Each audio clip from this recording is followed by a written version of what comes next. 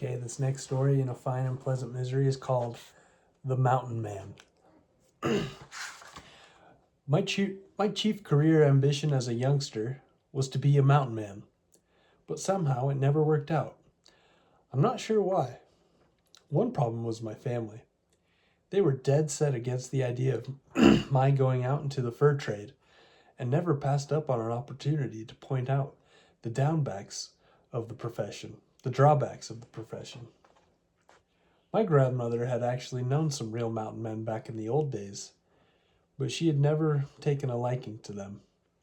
She said they drank and swore and spit tobacco and never took baths and fought and bragged and lied all the time.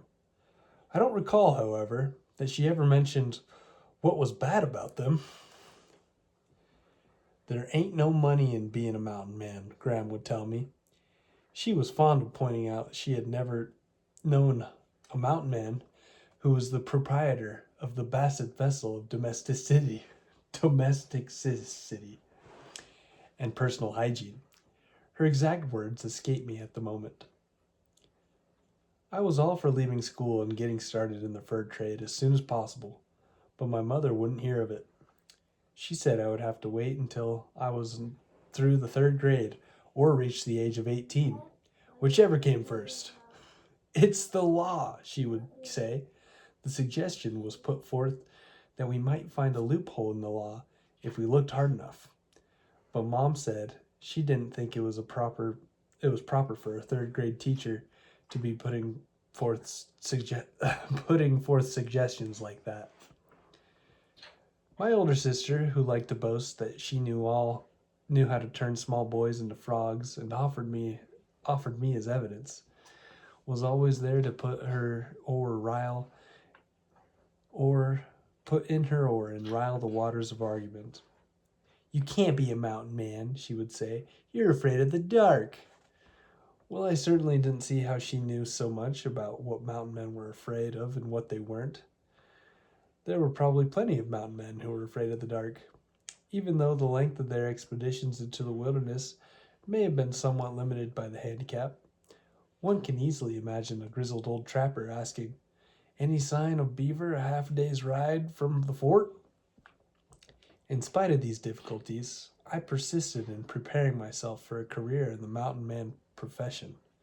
Every spare moment was spent either in the library extracting the theory from books or in the woods conducting laboratory experiments. One thing I learned from the books was that a mountain man had to master 3 basic skills if he wanted to survive in the wilds. He had to know how to squint his eyes just right, spit through his teeth, and to say dry, humorous things every time he was in pain or danger. You'd be surprised how difficult it is to think of something dry and humorous to say when, for example, a big furry beast is eating one of your legs. Much time was spent perfecting squinting and spitting, and I learned that it is easy to say dry, if not humorous things after one has spent the days spitting through his teeth. I had at my disposal about 47 rusty traps, which I kept in a neat snarl in our woodshed. From time to time, I would go out there and practice setting these traps. It almost never failed that the practice session would end with a trap snapping shut on one portion or another of my anatomy. Now, it was part of the mountain man code that you could never cry when caught by one of your own traps. But there was no rule against doing as much loud yelling as you wanted, particularly if you were a mountain man who didn't know how to swear well enough to do a trapped finger much good. Quite often I would become confused on these occasions and go about for some time afterwards squinting my teeth and spitting through my eyes. I could always think of something dry and humorous to say, but it was usually about 3 days later. I wasn't sure if that counted. Besides the traps, I practiced a lot with snares. Since beaver seldom, if ever, passed through our yard, I impressed my crotchety old dog, Strange, into the service. I would rig up a snare outside his house, and then where he would be sleeping off a night of drunken debauchery. Then I would raise some kind of racket until he staggered out asking for tomato juice and a little peace and quiet, and the snare would close limply around his neck.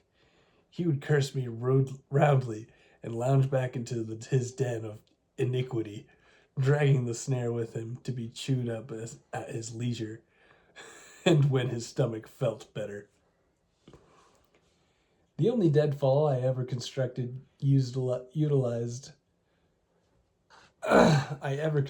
utilized an old railroad tie and almost ended the promising career of my mother's laying hens. The hens survived the ordeal, but for some time we had a distinction of owning the only flat chicken in the neighborhood. I exhausted my entire supply of ingenuity, proposing theories about how a 4-pound chicken could manage to crawl under a 100-pound railroad tie. To this day, I'm not sure how she could have triggered the contraption, unless perhaps she was standing under it, running tests on the engineering. One area of information about mountain men that caused me a good deal of confusion was buffalo chips. From my extensive reading on the subject, I knew that mountain men preferred this fuel above all others. The books never came right out and said what buffalo chips were, nor did they give any recommendations about the proper procedure for chipping a buffalo. The one thing for certain, it would be dang hard work chipping one of the ornery critters. It was no wonder to me that buffalo were all the time stampeding as the way they did. What with mountain men constantly hacking their fuel supply off of them. When I eventually learned the true nature of buffalo chips, I could scarcely believe it. I had known all along that mountain men were tough, but not just how tough. Mountain men died off back in the 19th century, once again displaying their uncommon good sense, but also depriving students of the profession, such as myself, of live models to pattern themselves after. From time to time, someone would attempt to pass himself off to me as a mountain man, but I always found him out. One of these imposters was my older cousin Buck, who was a big and husky and had perfected all mannerisms of the mountain man. He was a good squinter and spitter and spoke mountain man passingly well. He liked to say things like, "Fetch us some water, old hoss, and I'll build a fire and I'll bill up some coffee." For a long time, Buck had fooled me. Then one day, we went fishing up Hoodoo Canyon, a place that is spooky even in the daylight. We fooled around most of the day, catching a few trout, poking at tracks, studying bent blades of grass, squinting and spitting, saying dry, humorous things and the like. And before I knew it, I had broken a long-standing promise to myself, which was to never get caught up in Hoodoo Canyon after dark. I comforted myself with the thought that I was in the company of a trained and knowledgeable mountain man. Then I glimpsed at Buck's face. I knew, without having to ask, that he had just broken a long-standing promise to himself. We started picking our way down over the grown trail at a pace Buck referred to as a dog trot, even though I personally have never been acquainted with a dog that could trot that fast. As we dog-trotted along, leaping logs 4 feet in the air without having to speed up, I began to get the impression we were being followed. Buck received the report of this news with no great enthusiasm, but he stopped to size up the situation.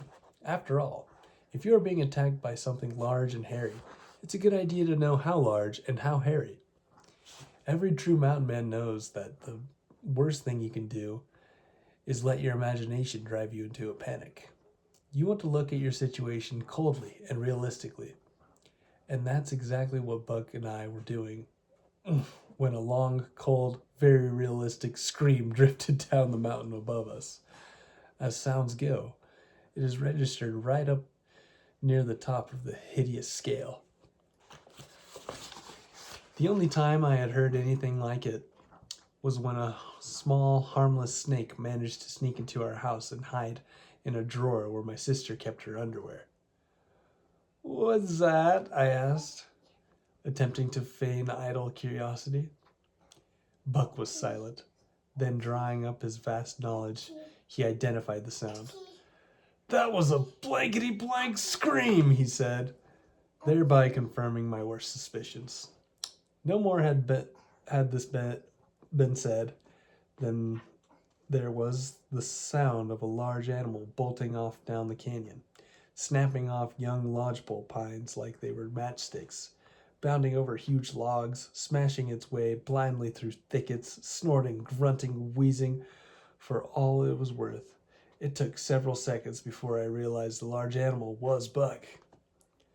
Although I was fully sympathetic with his motives, I simply could not accept Buck's undignified departure from Hoodoo Canyon as being consistent with the calm, cool manner of a mountain man. His abandoning of his loyal partner in a time of danger was also a serious infraction of the rules. That the loyal partner, despite a large start and short legs, managed to beat him out of the mouth of the canyon by a good 40 yards is no way mitigated the offense, at least in my judgment.